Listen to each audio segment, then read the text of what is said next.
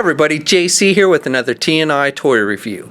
And for today's review, we're going to be taking a look at the brand new 7-inch DC Comics Designer Series Greg Capullo 0-Year Survival Batman figure from DC Collectibles. Now this figure comes packaged in the same style of packaging we see with all these Designer Series figures. You've got the window box with the figure clearly displayed. You've got white with bluish gray highlights for this one. You've got the Designer Series logo down below, Greg Capullo's name. Off to the side you have the name of the character, and it tells us this is figure number 14 in the series. On the side of the packaging we have some cool artwork from Greg Capullo, and then on the back of the packaging we have a look at all the figures in this wave. So all 4 of these figures are at comic and specialty shops now. And then down below it tells us these figures were sculpted by Jonathan Matthews. Alright, let's get this open and take a look at what's inside. Okay, so here's a look at the figure outside the packaging. Now the only accessory this figure comes with is this knife, and we don't get a lot of sculpting or paint detail on it. You've just got the green and the black on the handle, and then this metallic silver for the blade.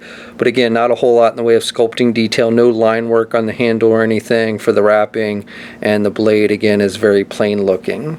Now the figure does have a working knife sheath on his ankle, and this is actually where we find the knife when you take the figure out of the packaging, and it does fit in there nice and tight.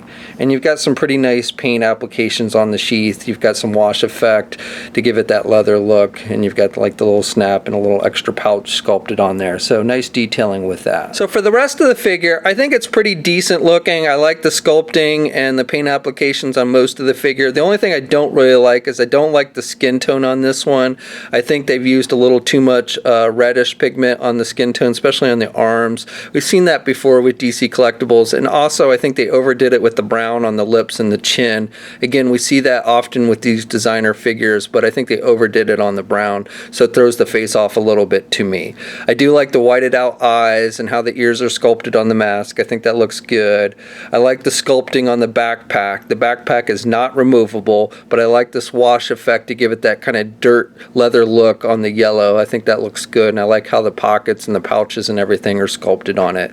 You've got this crossbow that sticks out the top of the backpack, and that is not removable, but looks pretty good, looks true to how it is in the comic book. You've got an actual elastic string for the bowstring. The top part of the crossbow is done with just a gray plastic, and then the shaft is done with a brown paint. So again, looks pretty true to how we see in the comic book. It would have been cool if this had been removable, but as it is, I do think it looks pretty good. I really like the detailing on the midsection of this figure. I like this green strap that comes across his chest with the wash effect and the little nicks and everything in it. He's got the sculpting in the gray portions of the costume, the line sculpting that's kind of the signature of the New 52 look. The bat symbol is sculpted on there as well. I like the pouches that are on the straps of the backpack, and you've got this metallic belt buckle over here on this side. And then he's got this device on his left arm on his bicep that's done with just a green and gray paint, very true to how we see in the comic book. He's wearing the purple gloves, and then again I like the sculpting with these pouches that you see on the belt. He's got 2 belts on, and he's got these yellow pouches, and again I like that wash effect to give it that kind of dirty leather look. And then he's got this little loop, like rock climbing equipment loop, and then he's got this rope that's made with a twine type material, and it's just kind of tied on the loop on the one pouch. Now you could probably untie this and remove it if you really wanted to. I don't think it's really meant to be removed, but if you really wanted to get that off there, you could. And then you can just take this hook that's on the end of the rope, and you can just kind of hook it onto this loop on his belt so that the rope's not hanging loosely.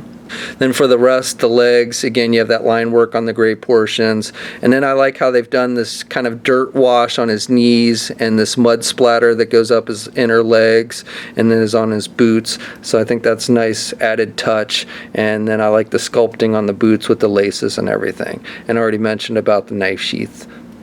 So this figure stands, if you count to the tip of his ears, is just a little bit over 7 inches, and then if you count to the top of the crossbow that sticks out the top, then it's closer to 7 1/4 inches. Okay, and here's a comparison with the first Greg Capullo Batman, the New 52 version, and then the other 0-Year Batman figure that we've gotten. And you can see the Greg Capullo New 52 version of Batman is the shortest of the bunch. The other 2 are about the same height. And then finally, here's a comparison with the Greg Capullo Riddler figure. So for articulation, you can turn the head to the left, and you can turn it to the right. He doesn't have a whole lot of back and forth movement, a little bit back, but not a whole lot. And you can pivot the head to the left and the right a little bit as well. Arms attached with your standard ball hinge joint there at the shoulder, so you can get his arm out about that much. He's got good rotation there at the shoulder. He's got a bicep swivel. He only has a single hinged elbow, so he can bend his elbow about that much. He's got swivels at the wrist, and he's got hinges on the hands, so he's got good up and down movement with the hands. He has an ab crunch joint, so he can crunch down about that much, and then he can look back about that much. He's got a waist swivel. Legs are attached with ball joints, but you really can't do the splits very much. That's about as far out as I can get the legs, and I don't want to force it because I don't want to risk breaking it. You can get the leg forward only about that much. It's kind of limited with these pouches on the front. And he can do his leg back good. He's got a thigh swivel. He's got a double jointed knee, so good bending at the knee. He's got a boot cuff swivel. He's got hinges on the feet, so he's got up and down movement with the feet. He's got rotation at the ankle, but no ankle pivot. And he has one peg hole on the bottom of his feet. Okay, so that's my review. Overall, I think this is a nice looking figure. I really like the sculpting detail on it, and I like most of the paint applications. I don't really like the skin tone. I think that looks a little bit off, but everything else on the figure I think looks really good and nicely detailed.